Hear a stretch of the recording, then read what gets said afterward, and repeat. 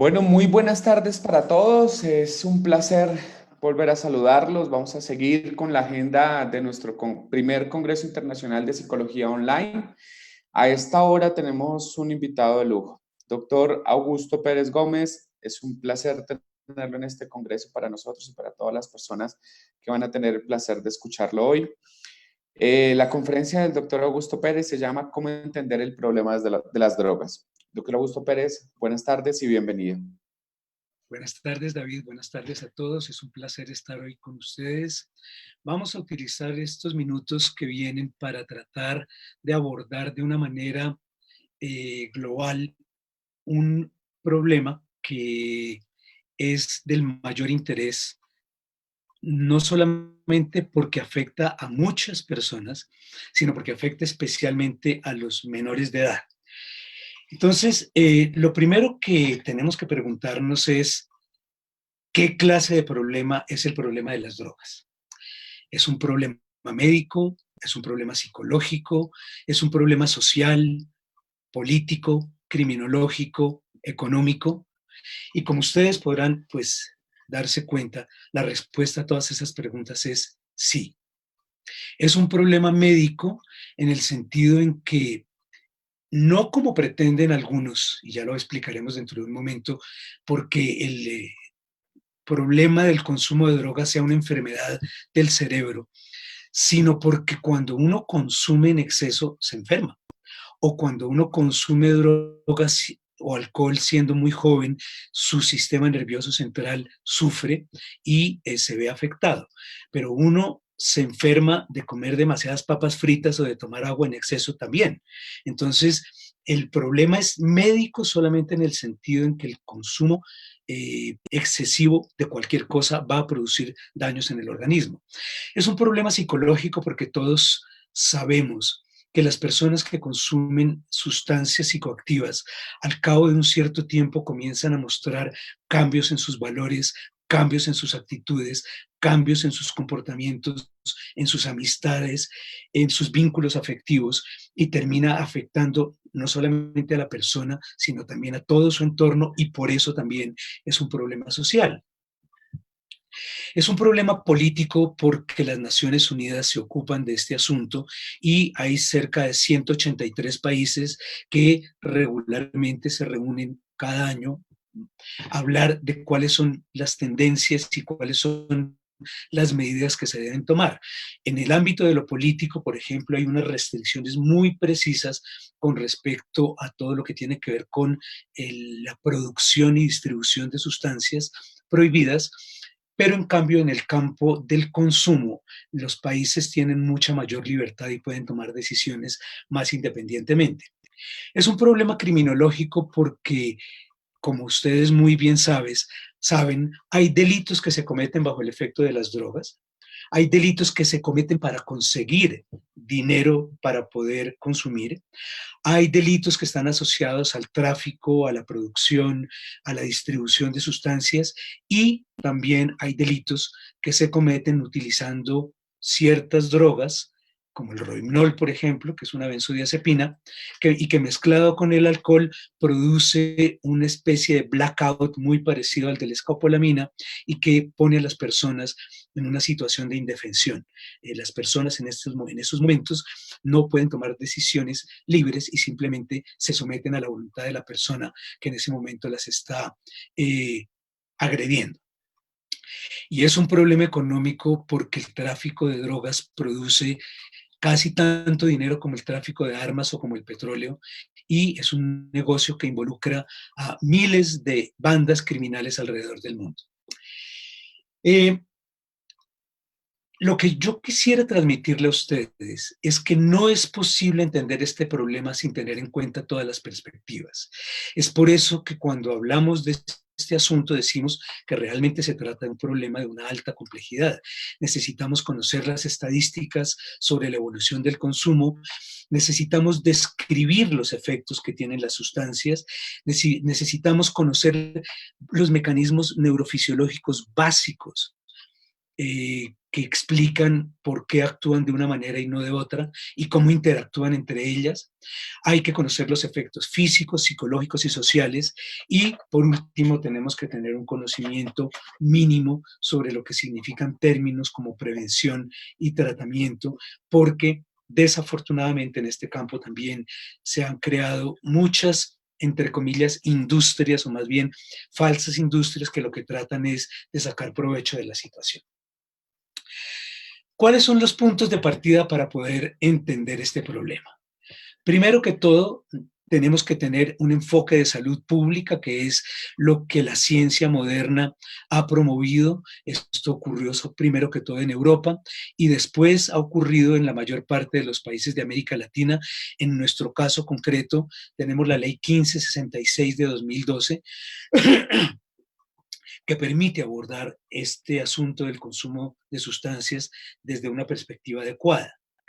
También, y eso ya es un tema de un mayor debate, pero en donde cada vez las cosas resultan más claras, hay que rechazar ese modelo de el consumo de drogas como una enfermedad del cerebro, que es una posición defendida fundamentalmente por los Estados Unidos, que logró expandirse por el mundo entero durante los últimos años.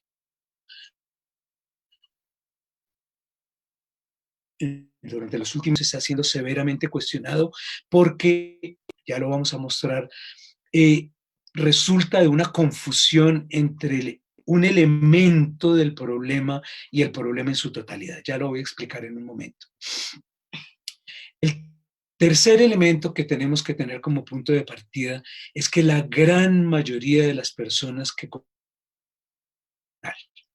no son personas que necesiten tratamiento, no tienen ninguna enfermedad, a veces cometen errores y, por ejemplo, mezclan éxtasis con alcohol y se pueden morir por ese motivo, pero el hecho de que una persona consuma alguna sustancia no significa necesariamente que tiene que ir a tratamiento. La otra cosa es que, contrariamente a lo que se ha tratado de publicitar, no ahora, sino desde más o menos 1920, es que todas las personas que consumen son delincuentes. La verdad es exactamente lo contrario. Solamente una pequeña proporción de los consumidores tienen comportamientos delincuenciales y solamente en ciertos estadios de su consumo. Y si vamos a mirar las cosas como son, es mucho más probable que una persona que toma alcohol, sustancia legal y aceptada en la mayor parte de los países de Occidente, como de venta libre para los adultos, es mucho más probable que una persona que consuma alcohol cometa delitos que una persona que fuma marihuana. Eso no quiere decir tampoco que la marihuana sea completamente inocua, sino que cuando hablamos de delitos tenemos que poner las cosas en su lugar. Las anfetaminas, la cocaína, los estimulantes están mucho más asociados, junto con el alcohol, a comportamientos agresivos que la heroína, el opio o los opioides, y por supuesto que la marihuana. El otro elemento que es importante tener en cuenta en nuestra perspectiva global es que es insensato castigar a los consumidores. Nosotros en este momento en Colombia nos encontramos en una situación, por decirlo menos, confusa, porque hay un decreto emitido por el actual presidente de la República en octubre del año pasado que vuelve a las andanzas antiguas de penalizar a los consumidores. Y cuando ellos dicen que eso no es penalización, pues claro que es penalización. Le están poniendo multas por porte y multas por consumo en público. El consumo en público está prohibido desde hace mucho tiempo, pero el porte no. El porte de la dosis personal, la sentencia C-221 de 1994 determinó que eso no era un delito. Entonces, estamos otra vez en ese punto y mi opinión personal es que castigar a los consumidores es un error y es algo completamente inadecuado. Por otra parte, no hay que creer que vamos a encontrar la razón que nos explique por qué alguien consume sustancias. No hay una sola razón, hay miles de razones, hay muchísimas razones y las primeras son bastante elementales. Las dos primeras razones por las cuales las personas comienzan a consumir sustancias son la curiosidad y, de alguna forma, la presión de grupo. Y por último, dentro de este esquema general, es que tenemos que hacer, en el momento de hablar de normas y de leyes, una división tajante entre los adultos y los menores de edad. Cuando hablamos de consumo de alcohol responsable, estamos siempre hablando de adultos. No existe consumo de alcohol responsable en los menores de edad, porque hoy en día sabemos suficiente sobre el daño que hace el alcohol en el cerebro de los menores y específicamente en áreas como el hipocampo para que no consideremos ninguna cantidad de alcohol adecuada. Ese es el cuadro global. Vamos entonces ahora a mirar algunos elementos eh, que clarifiquen por lo menos algunos de los puntos que he mencionado. ¿Por qué decía que el modelo de enfermedad, el modelo que nos presenta el consumo de drogas como una enfermedad del cerebro es inadecuado? Primero que todo, porque hay un fenómeno que se llama recuperación natural que se vio claramente, indiscutiblemente, con los soldados estadounidenses que fueron a Vietnam, a la guerra del Vietnam, y de los cuales fueron 2 millones de soldados. De ellos, alrededor de 20,000 se convirtieron en heroinómanos, en personas que se inyectaban prácticamente todos los días, y de ellos, el 95% desde el momento en que regresó a los Estados Unidos, nunca más volvió a consumir heroína sin ningún tipo de tratamiento. 95%. Entonces eso ya de por sí hace pensar que debemos eh, mirar con cierta suspicacia la idea de que no, de que las personas no pueden salir sin tratamiento de este tipo de problemas. La segunda crítica es que la mayor parte de los estudios sobre este tema están hechos sobre modelos animales, especialmente ratas y especialmente heroína. También algunos estudios se han hecho con cocaína. Pero lo que ocurre en estos laboratorios no se parece en nada a la vida, ni se puede generalizar a todas las otras sustancias.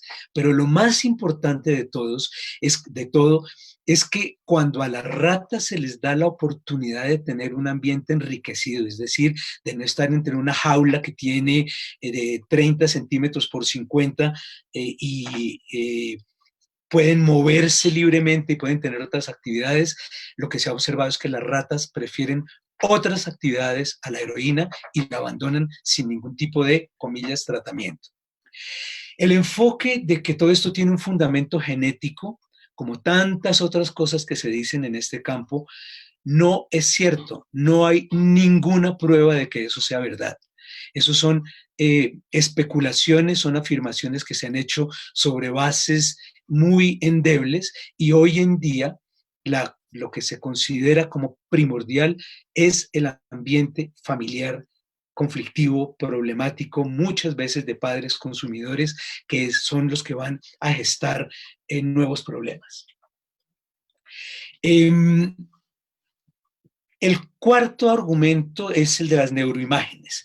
Primero que todo, las neuroimágenes que nos han mostrado hasta la saciedad, mostrando el cerebro de un cocainómano y el cerebro de una persona que no consume ninguna sustancia, pues es muy parecido a lo que se hacía en 1890, cuando nos mostraban la fotografía de un hígado de un alcohólico que era negruzco, repugnante, feo, y el hígado rozagante y casi que bonito de una persona que no tomaba. La verdad es que esas neuroimágenes han sido hechas sobre muestras muy pequeñas de personas y en último término, al hacer al plantear interrogantes bien específicos, no se sabe si esas diferencias en las neuroimágenes son causa o son consecuencia, porque a la gran mayoría de las personas a quienes se las hicieron, no les hicieron exámenes de ese tipo antes de que se metieran en problemas con las drogas. El otro argumento es el que está relacionado con la posibilidad de que el consumo de drogas pueda producir ciertas modificaciones en la expresión de los genes. Eso es perfectamente posible, pero todavía es solamente una hipótesis. Y yo creo que el argumento más importante de los que tenemos que tener en cuenta es que en estos casos se ha tomado el cerebro como el nivel de análisis más importante, cuando el cerebro no es sino un componente dentro de un universo mucho más complejo, que es todo el individuo como ser humano en su relación con todos los otros seres humanos y dentro del contexto de una sociedad en la que están ocurriendo millones de cosas al día. Como decía el gran neurólogo y neuropsicólogo Michael Gazzaniga, el hecho de que uno sepa hasta el último detalle de cómo funciona un carro desde todo punto de vista eléctrico, mecánico, físico, no nos dice absolutamente nada sobre el tráfico de Nueva York. Entonces, el tomar un elemento aislado como fuente de la explicación, lo único que nos hace es cometer errores. Entonces, uno se puede preguntar cuál es la razón de esto, y rápidamente las menciono. Primero que todo, el National Institute on Drug Abuse de los Estados Unidos, el centro más grande de investigación sobre drogas del mundo, financia el 85% de toda la investigación sobre drogas que existe. Y ellos ya tienen el sesgo de este sesgo que yo llamo biologicista. Por otra parte, hay un claro interés de la industria farmacéutica. La industria farmacéutica tendrá que dar explicaciones a la humanidad de muchas cosas, incluida la tremenda crisis con los opioides que hay en este momento en los Estados Unidos, en donde en el año 2016 hubo 64,000 muertos y en el año 2017 72,000. Esto significa que a causa de los opioides, los Estados Unidos han tenido más muertos que en todas las guerras que han participado desde la Segunda Guerra Mundial. Y eso realmente es algo aterrador. Y eso es una gran responsabilidad de los médicos por una parte y de la industria farmacéutica por otra, sin la menor duda. El otro elemento es que tenemos que tener en cuenta que el concepto de enfermedad es una construcción social. No voy a entrar aquí a hablarles de todos los errores que se han cometido con el concepto de bipolaridad. Hoy resulta que tenemos a cerca del 12% de las personas que tienen un diagnóstico supuesto de bipolaridad, cuando desde los tiempos de Hipócrates hasta 1985 era el 0,75%. Entonces, ese incremento es absolutamente iatrogénico. Fue provocado por los medicamentos, de eso no hay la menor duda. Entonces, hay muchos errores en esto, hay muchos conceptos mal formulados, hay juicios de valor que se hacen sobre sustancias que tienen efectos sobre los mismos centros. Una es formulada y es vendida por una compañía farmacéutica y está bien, y la otra es vendida en la calle y es ilegal y esa está mal. Entonces, aquí hay una moral muy dudosa en todas estas cosas. Este esquema representa la forma más sencilla y más adecuada de acercarse realmente al problema de las drogas. Tenemos que tener siempre en cuenta el contexto, siempre en cuenta el sujeto y siempre en cuenta la sustancia. Pero lo que hemos hecho es darle una predominancia fundamental a la sustancia y toda la guerra contra las drogas está montada alrededor de las sustancias. Y resulta que los otros dos elementos que son incluso más importantes se han dejado de lado. Lo importante de la sustancia es que, como lo vamos a ver dentro de un momento, tenemos que tener en cuenta que hay por lo menos 5 categorías de sustancias, de las cuales hay 2 que son muy preeminentes, que son los depresores del sistema nervioso central y los estimulantes del sistema nervioso central. Entonces, de eso hablaremos dentro de un momento. Hay una serie de términos que son muy importantes, pero que no creo que tengamos el tiempo suficiente para analizarlos con detalle. Simplemente los menciono de manera rápida. Son el concepto de sustancias psicoactivas en vez de hablar de drogas. El término sustancias psicoactivas se refiere a aquellas sustancias que tienen la capacidad de modificar el funcionamiento del sistema nervioso central. Y eso es válido para todas estas sustancias de las que hablaremos dentro de un momento. Concepto como el de tolerancia, y es la necesidad de incrementar progresivamente la cantidad de sustancia ingerida para obtener los mismos efectos. Esto se observa con el alcohol perfectamente, se observa con el opio, los opioides y los opiáceos. se observa con la cocaína y se observa en algún grado también con la marihuana. A esto hay que agregar el concepto de tolerancia negativa, que solamente se presenta en el caso del alcohol, y es que al cabo de un cierto tiempo de estar consumiendo, la persona muestra signos de intoxicación con cantidades muy pequeñas. Y la tolerancia cruzada es aquella que se presenta con sustancias como las benzodiazepinas o algunos opiáceos, y es que yo estoy consumiendo una y presento tolerancia a esa sustancia, entonces me cambio de sustancia y de inmediato empiezo a mostrar tolerancia también a la sustancia nueva cuando sea químicamente distinta. El síndrome de abstinencia, que es el conjunto de síntomas que se presentan cuando una persona deja de consumir. En el caso del alcohol, por ejemplo, el consumo abusivo de alcohol, el más notable es el delirium tremens, que es una perturbación muy severa que puede incluso concluir en la muerte, pero el más horrible de todos desde el punto de vista subjetivo es el de la heroína, que produce un malestar que puede durar hasta más de 72 horas, en donde los síntomas son tan desagradables que la persona prefiere robar o prostituirse a tener que aguantarse esos síntomas tan duros.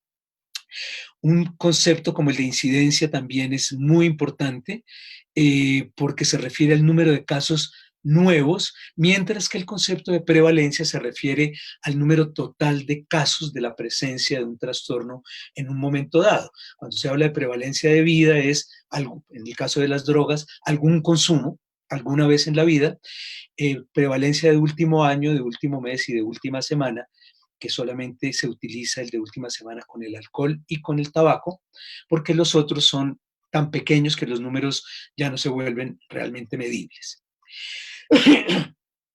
Y por último tenemos también los tipos de consumo. En los tipos de consumo, que la mejor forma de referirse a ellos es utilizando palabras descriptivas. El consumo experimental, que es aquel en el que la persona no compra la sustancia, sino que simplemente la consume en alguna situación bien particular. El consumo social, que es muy ocasional, el circunstancial, que está asociado a eventos específicos, por ejemplo, el típico estudiante que le dijeron desde hace 4 meses que tenía que entregar los planos pasado mañana y empieza a hacerlos hoy. Entonces decide buscarse alguna ayuda que para evitar dormir, que pueden ser anfetaminas o cocaína, por decir alguna cosa. Y luego el consumo compulsivo, que es el consumo realmente muy problemático, que lleva a que el eje de la vida de la persona se mueva y su vida empieza a girar alrededor del consumo, alrededor de la sustancia, y todas las otras cosas pierden importancia. De esas 5, solamente las 2 últimas necesitan tratamiento, aun cuando las otras son de todas maneras comportamientos de riesgo. Vamos a pasar por estas diapositivas un poco más rápido para poder mirarlos. Simplemente les quiero mencionar aquí que en el DSM-4, e insisto, DSM-4, ¿por qué? Yo no utilizo el DSM-5 y no lo acepto, al igual que no lo acepta el Estado en los Estados Unidos, el Instituto Nacional de Salud, o sea, el equivalente a nuestro Ministerio de Salud, desde el año 2013 declaró que el DSM-5 carecía completamente de sustento científico y lo rechazó, y además le pidió a los investigadores que no utilizaran esa clasificación porque llevaría al rechazo de los proyectos. Entonces, el DSM-5 está descartado por las razones que les digo, y el DSM-4 sigue siendo aceptado. Si ustedes comparan los criterios de dependencia y abuso del DSM-4 y el DSM-5, van a ver que los del DSM-4 son mejor. No son perfectos, pero son mejores. Son los que ustedes han podido leer en la diapositiva, y los de abuso son uno de los siguientes: el fracaso en el cumplimiento de obligaciones, la toma de riesgos físicos, problemas legales asociados a consumo, por ejemplo, manejar bajo efectos de sustancias, o problemas sociales o interpersonales persistentes a causa del consumo. Esos son conceptos relativamente descriptivos que pueden ser muy útiles. Por otra parte, yo considero que es muy importante que todo el mundo tenga claridad sobre las sustancias, sobre qué son las sustancias, cómo se pueden clasificar. Ya no se utilizan términos como psicoanalépticos, psicodislépticos y cosas por el estilo, que eran términos muy enredados, sino que es mucho mejor utilizar estos conceptos simples: depresores del sistema nervioso central, estimulantes, alucinógenos, sustancias mixtas y nuevas. Devuélvete un segundo, las explico brevemente. Bajo la categoría de depresores del sistema nervioso central están el alcohol, el opio y todos sus derivados, sustancias como la metadona, que es un agonista, es decir, una sustancia que tiene un efecto parecido en algunas cosas a los opioides sobre el sistema nervioso central, pero que evita el síndrome de abstinencia. Y están los inhalables o inhalantes, según diferentes personas, que son todos sustancias que hacen que el sistema nervioso central funcione más lentamente. Por el contrario, los estimulantes tienen el efecto contrario. Ahí están la cocaína, están las anfetaminas, están las metanfetaminas, está la cocaína, por supuesto, están las catinonas, que las llamadas sales de baño, que son una variedad de metanfetaminas y de otras sustancias de familias emparentadas, y están los alucinógenos. Es muy importante la definición de alucinógeno. Un alucinógeno es una sustancia cuyo efecto primario, subrayado, es producir alucinaciones. Por eso el alcohol no es un alucinógeno, pero el abuso del alcohol puede producir alucinaciones. Por eso la marihuana no es un alucinógeno, su efecto primario no es producir alucinaciones. Y la cocaína tampoco. La cocaína, como les dije, es un estimulante, pero el abuso de cocaína puede producir alucinaciones específicamente auditivas y eventualmente visuales. Entonces, los alucinógenos son las sustancias que producen alucinaciones, como el LSD, como una gran variedad de sustancias clasificadas con el nombre de ácidos, la mescalina, el peyote, el yagé y otras sustancias vegetales del mismo tipo, incluida también la escopolamina, que puede producir alucinaciones. Las sustancias mixtas son la marihuana y el éxtasis, porque la marihuana, los que la hayan experimentado, saben que a veces da la risueña y otras veces da la llorona, que a veces da hambre y otras veces quita el hambre, que a veces hace que la persona se sienta muy tranquila y otras veces le produce una cierta paranoia y así sucesivamente. Y el éxtasis es una sustancia llamada contactógena que lleva a que la persona mire hacia adentro, que se sienta cómoda, hablando con otras personas, y le puede producir algunas pequeñas alucinaciones o pseudoalucinaciones. Y las sustancias nuevas son toda una colección de sustancias y están entre comillas porque prácticamente ninguna de ellas es nueva. El popper, por ejemplo. El popper es un gas que fue inventado en 1857. Las catinonas son sustancias que fueron inventadas en 1927, pero que están ahora de moda con la historia de las sales de baño. El gamma hidroxibutirato fue inventado por alrededor de la Segunda Guerra Mundial y así sucesivamente. Son sustancias que han vuelto a ponerse de moda, pero que realmente las nuevas, las sustancias realmente nuevas, generalmente duran en el mercado muy poco tiempo. Bueno, entonces, el abordaje del problema de las drogas, ¿cómo debe ser? El abordaje del problema de las drogas debe ser, en primer lugar, a través de la prevención, tal como lo ordena la ley 1566, porque eh, todo país que adopte el enfoque de salud pública, al adoptarlo, automáticamente adopta el enfoque de la prevención, no de tratamiento, ni de prevención, ni de evitación de daños, ni cosas por el estilo, sino prevención. Pero la prevención es un concepto muy mal entendido en nuestro país.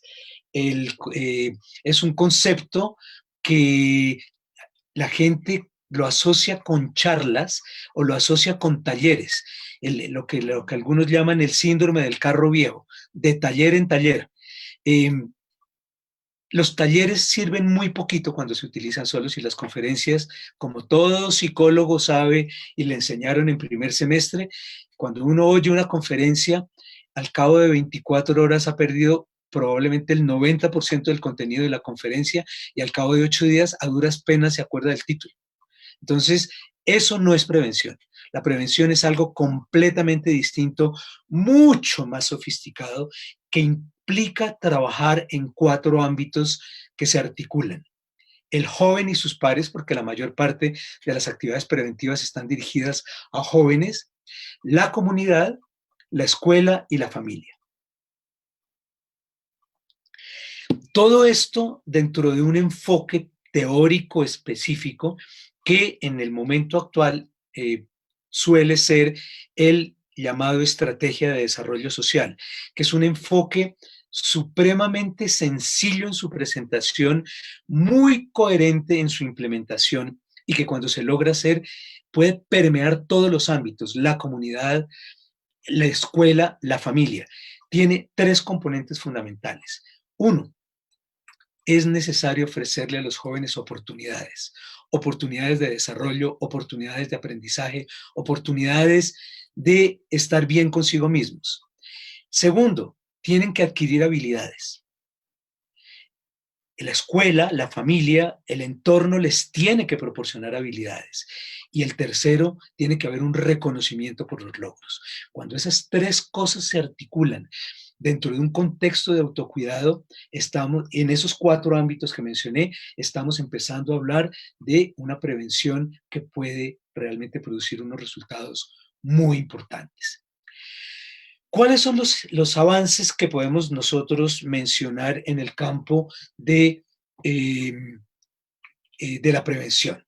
En primer lugar, y esto así como critico ácidamente a los Estados Unidos primero por ser un país que está detrás de todos los países de América Latina y de todos los países de Europa por su persistencia en castigar a los consumidores y así como rechazo el modelo de enfermedad de las adicciones, igualmente debo reconocer que en el campo de la prevención es el país que más cosas positivas ha producido, que fue el que generó los primeros estándares de prevención altamente reconocidos y aceptados, que fueron producidos en el año 1998, con una segunda versión en el año 2003. Son 16 principios súper consistentes y súper coherentes, y en esos principios se inspiraron el Observatorio de Drogas de la Unión Europea para los estándares europeos,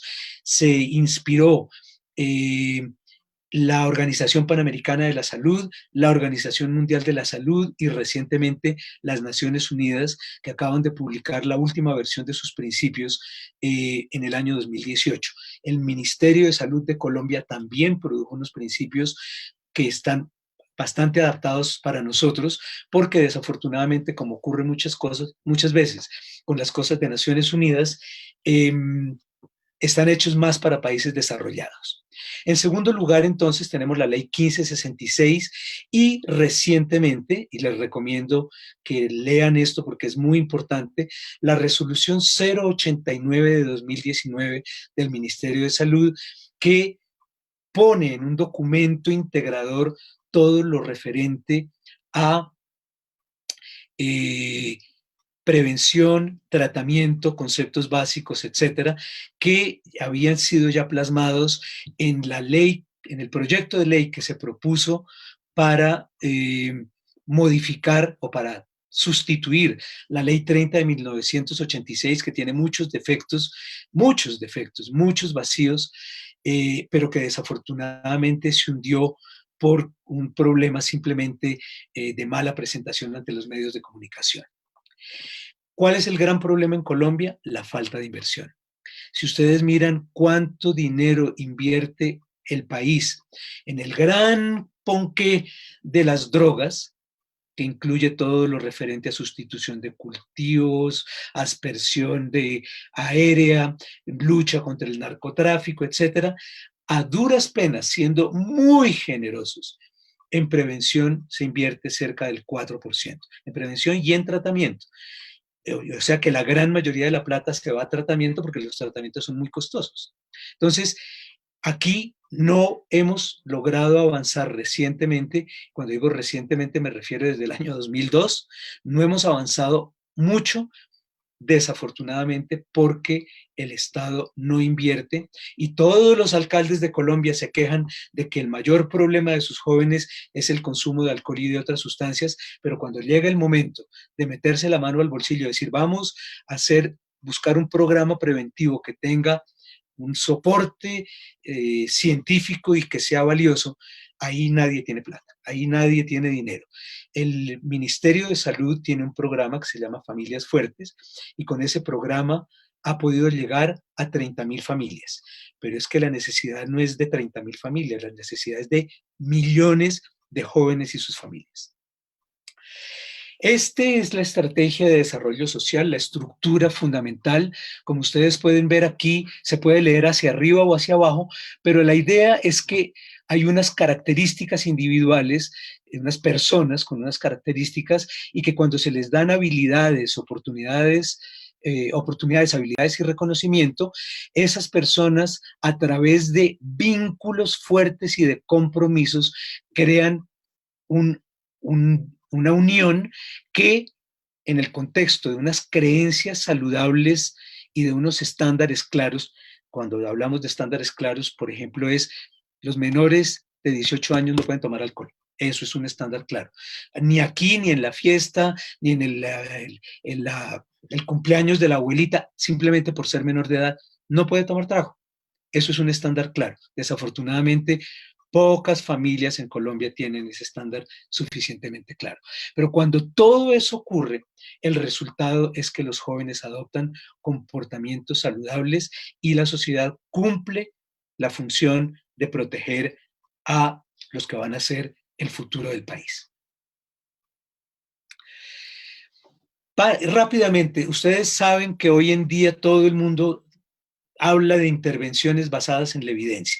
La verdad es que la gran mayoría de las personas no saben ni siquiera qué es eso. Una intervención basada en la evidencia tiene que estar basada en una teoría y esa teoría tiene que tener una confirmación a través de investigaciones, tiene que tener un soporte real y tiene que ser evaluada a través de estudios de eficacia y de efectividad.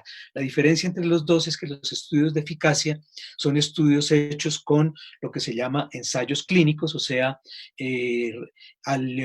aleatorización de los grupos con controles, con mediciones muy estrictas y en condiciones casi que de laboratorio con mucho control de variables, mientras que los estudios de efectividad son en la vida real.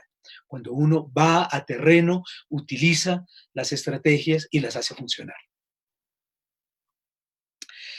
Bueno, hay unos estándares que no los vamos a trabajar acá, pero es importante simplemente que ustedes sepan que hay que cumplir unos requisitos, que no basta decir que yo fui y lo ensayé en el pueblito allí cerquita y que a los 15 días fui y le pregunté a los niños que si estaban consumiendo y me dijeron que no. Entonces eso ya tengo la evidencia de que eso funciona. Eso no es así de simple.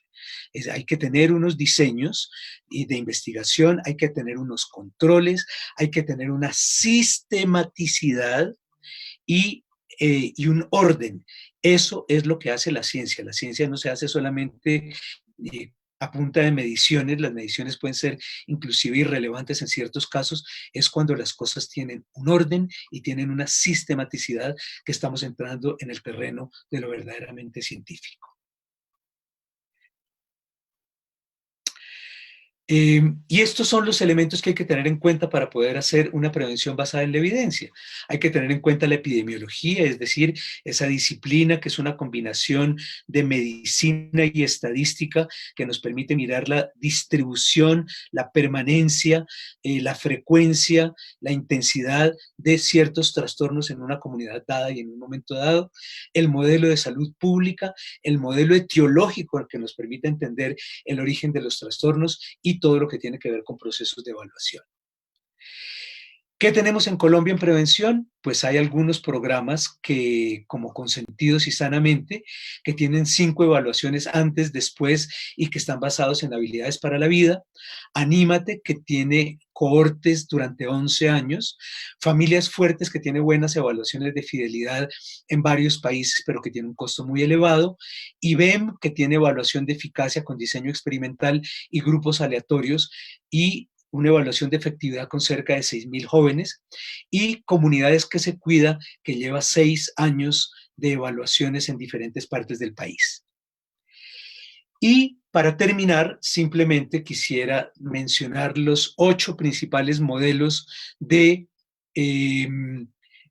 tratamiento, que no todos son igualmente valiosos. Hay algunos que realmente no tienen mayor valor. Los primeros son los modelos basados en Alcohólicos Anónimos y en 12 pasos, que tienen de ancho y de largo, tienen cosas buenas, tienen cosas no tan buenas. Por ejemplo, ellos han contribuido a perpetuar el modelo de enfermedad crónica y de la que uno no se recupera nunca. Están las comunidades terapéuticas, que han perdido muchísima fuerza, muchísimo poder por los maltratos en los que incurrieron durante mucho tiempo, pero que también tienen cosas muy positivas para algunas personas que están muy metidas en problemas de consumo crónico y compulsivo. Los internados a corto plazo, que si no tienen un seguimiento realmente va a ser una pérdida de plata y de dinero.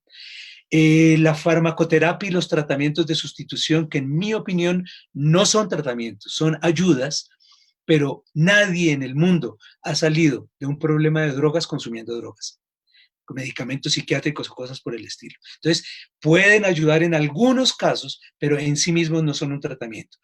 Las clínicas psiquiátricas, en mi opinión, no son sitios adecuados para las personas con problemas de consumo de drogas.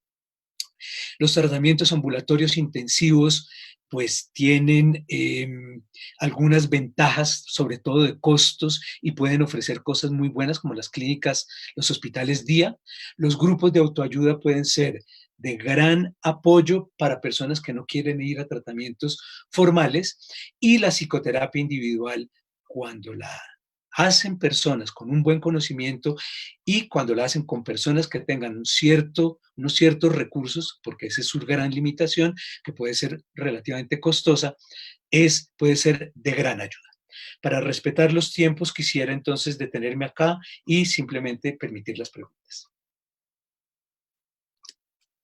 Doctor, muchas gracias. No, pues las personas realmente están agradecidas y pues creo que aportan mucho y apoyan mucho su postura frente al hecho de evidenciar el problema de las farmacéuticas.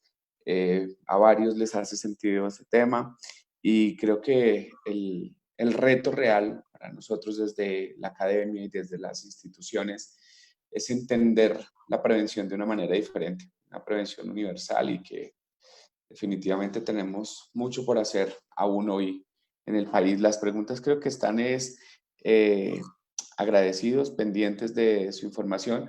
¿Dónde pueden encontrar información de esto que usted nos está hablando, doctor? De todo esto pueden encontrar información en la página web de la Corporación Nuevos Rumbos, que es www.nuevosrumbos.org. Allí tenemos una biblioteca bastante bien nutrida. Están todos los estudios que hemos hecho nosotros, que los pueden bajar gratuitamente, los libros que hemos publicado. Quiero contarles también que en este momento Nuevos Rumbos está terminando la preparación de un libro que se llama El libro de las drogas al alcance de todos, que es el resultado del trabajo de todo este año, porque en enero hicimos una evaluación de los libros más consultados en nuestra biblioteca y resultó ser un libro que publicamos hace 16 años. Entonces nos parecía que no era razonable que el libro más consultado pues fuera un libro ya tan viejo, de manera que lo actualizamos desde la primera hasta la última página y creo que en 2 semanas lo vamos a tener listo para la imprenta. Bueno, doctor, creo que este es el abrebocas de un tema que nos invita a la reflexión y a seguir trabajando por esto. Doctor Augusto Pérez, para mí es un gusto poderlo tener en el primer Congreso Internacional de Psicología Online. Creo que para toda la academia es un placer tener una persona, un ser humano como usted, con tanta experiencia al servicio de la humanidad.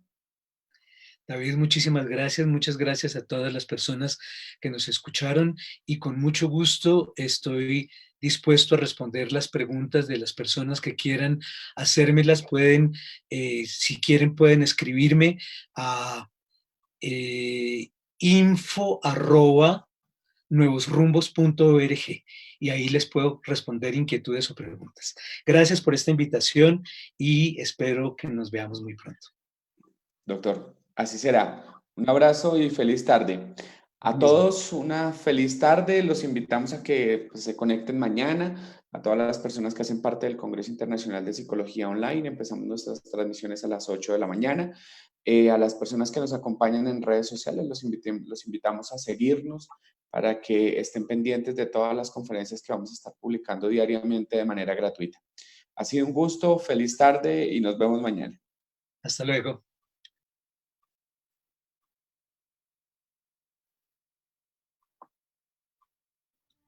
Bienvenidos al primer Congreso Internacional de Psicología Online. Psicología para Todos 2019. Más de 50 conferencistas, 6 países invitados, Colombia como anfitrión. Conferencias con transmisión simultánea en lengua de señas y 100% online. La salud es un estado de bienestar físico, mental y social, y no solamente la ausencia de afecciones o enfermedades.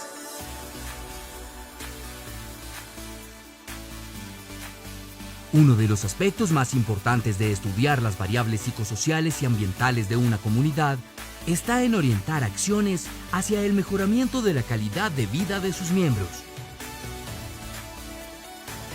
¿Qué sucede en la mente de un comprador? Factores como la edad, motivación, cultura, percepción, entre otros, se involucran en la toma de decisiones. ¿Sabías que uno de los determinantes que inciden en el rendimiento de tu práctica deportiva dependen del contenido de tus pensamientos? Si lo crees, lo creas. ¿Cuáles son las variables físicas, motoras, cognitivas, perceptivas, afectivas y sociales implicadas en la sana evolución de un niño desde el nacimiento hasta la adolescencia? La inclusión como muestra de responsabilidad social, ruta para atender a las diversas necesidades educativas de nuestro país. Somos una conexión en el universo. Revisaremos la influencia del comportamiento en el ambiente y del ambiente en el comportamiento. ¿Derechos humanos? Imprescindible abordar el enfoque de género y la diversidad sexual. El secreto del cerebro. Exploraremos la interacción de los diferentes elementos asociados al sistema nervioso y cómo dan lugar a las bases biológicas de la cognición y el comportamiento. Las TICs y su uso responsable se convierten en una oportunidad para acceder a servicios de salud mental de alta calidad. Víctimas y victimarios. Factores alrededor de la prevención del delito. Identificar las herramientas de la atención psicosocial y las realidades de los entornos penitenciarios. Reconoceremos las mejores prácticas y estrategias para gerenciar el talento humano. Seres humanos conscientes crean organizaciones que perduran en el tiempo. La política, lo político y los políticos. ¿Cómo se dan las relaciones entre los fenómenos políticos y los procesos psicológicos? Nuestros aliados.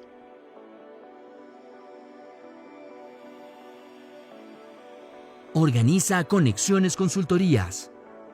Partner académico Universidad del Bosque, con el aval de ASCOFAPSI y Universidad Católica de Colombia.